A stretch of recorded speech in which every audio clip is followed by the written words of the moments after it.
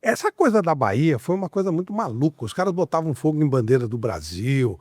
Inclusive, eu entrevistei o Maradona na época em Goiás, e ele falou assim: olha, eu não sei o motivo, mas queimar a bandeira, se fosse na Argentina, a coisa ia ser pesada. Eu não sei qual é o motivo, mas nada justifica.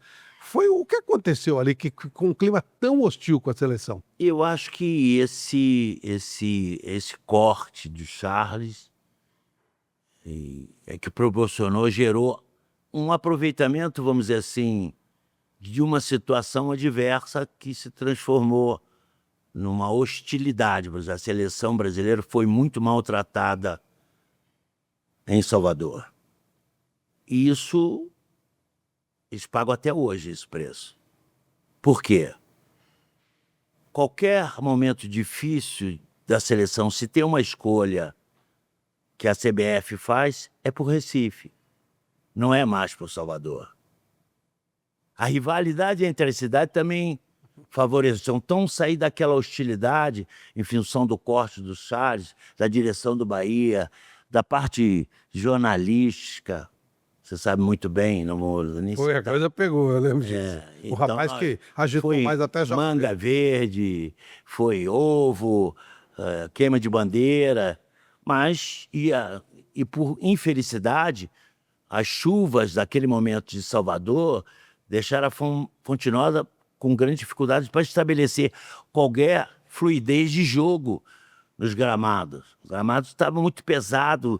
Eu fui na véspera da estreia contra a Venezuela, estavam furando com aqueles canos para ajudar na drenagem, para ter condições do jogo no dia seguinte. Então, e tudo isso somado levou, até na confecção da tabela, eu fui consultada, vamos fazer 3 jogos na Bahia, um fora, era um regulamento diferente, né?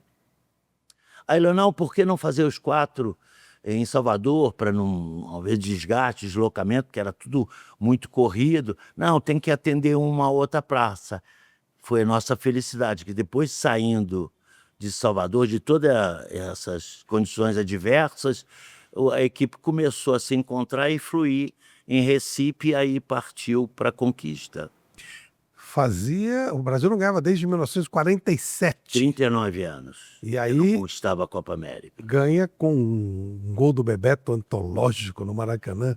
Na realidade, depois daqueles 3-0 no Paraguai, em Recife, a equipe repetiu o Paraguai no Maracanã, repetiu a Argentina e depois a final com o Uruguai. Aí o gol foi do Romário, mas na anterior contra a Argentina foi um golaço com participação de Silas, de Branco, Silas, Romário e Bebeto. Acho que um dos bonitos gols da seleção brasileira, um dos mais bonitos.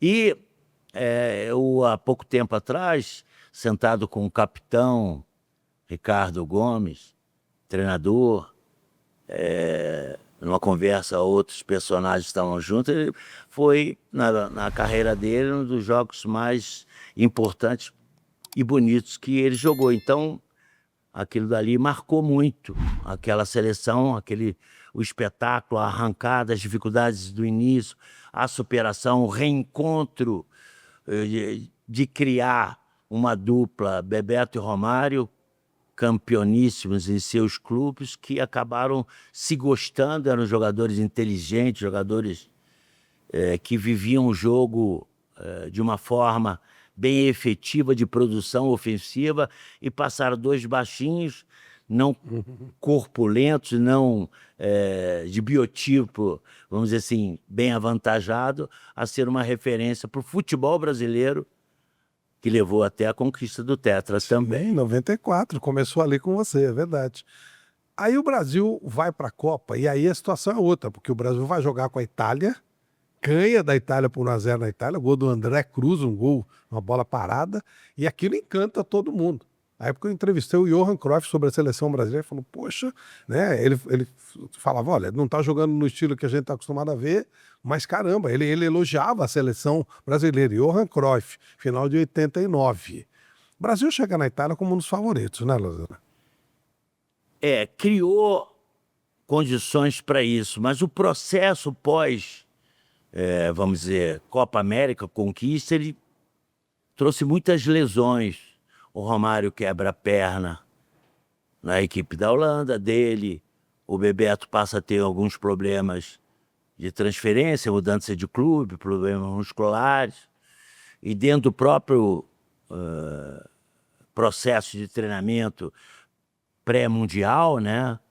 O Romário não está na Granja Comari, aí uma mudança, vamos dizer assim, na direção, já que no processo das eliminatórias Brasil, Chile e Venezuela, nós tivemos o caso da batalha do Chile, de Santiago, onde o Brasil foi garfado, teve jogador expulso, o Romário com 1 minuto de jogo, saiu na frente, depois inventaram um sobrepasso do Tafarel, um empate no final, aí foi criado um clima de jogo de risco no Maracanã, no jogo de volta, aí a farsa do Rojas, que simulou um corte no supercílio, o foguete sinalizador da Rosemary, então passou aquilo que nós tínhamos vivido pré-Copa América dos resultados adversos, passou a de uma outra forma, viver um outro processo, com lesões, com afastamento, com troca de direção, com discussão de premiação. Então, muita coisa interferiu para que nós não chegássemos na plenitude do foco que é um Mundial. O Mundial vamos assim, o final de uma campanha para você se tornar o campeão do mundo, para marcar uma geração, uma época, mas requer muito sacrifício de todos. Não é só do treinador, dos preparadores, dos atletas, eles principalmente têm que ter um sacrifício, um foco, da direção também, de dar apoio, dar suporte, blindar, porque vocês sabem que existe a força política. Claro. E nós estamos também com uma direção nova. E isso tudo é parte de um processo. Então, isso tudo também, sob o aspecto de caminho para a reafirmação do futebol brasileiro, da sua veia de vencedor, passa por tudo isso. E nós tivemos aí processos bem difíceis. Mas acabou, como eu disse, fazendo parte de uma história